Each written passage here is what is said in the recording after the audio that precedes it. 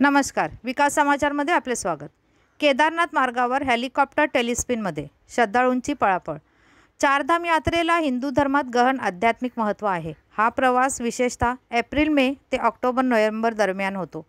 चारधाम यात्रा घड्याळाच्या काट्याच्या दिशेने पूर्ण करावी असे मानले जाते।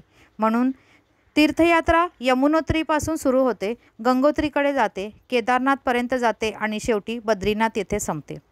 केदारनाथ हेलिपॅडपासून सुमारे 100 मीटर अंतरावर तांत्रिक बिघाडामुळे 7 जणांना वाहून नेणाऱ्या हेलिकॉप्टरचे आपत्कालीन लँडिंग करण्यात आले। सर्व 6 प्रवासी आणि पायलट सुरक्षित आहेत।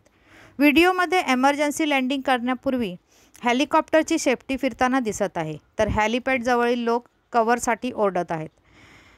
कॅस्टरल एव्हिएशन कंपनीचे हेलिकॉप्टर सिरसी हेलिपॅडवरून श्री केदारनाथ धामकडे येत असताना एका पायलटसह 6 प्रवाशांना काही तांत्रिक समस्येमुळे सुमारे 7 वाजता श्री केदारनाथ धामच्या हेलिपॅडच्या 100 मीटर आधी आपत्कालीन लँडिंग करावे लागले, जिल्हा रुद्रप्रयागचे आपत्ती व्यवस्थापन अधिकारी म्हणाले।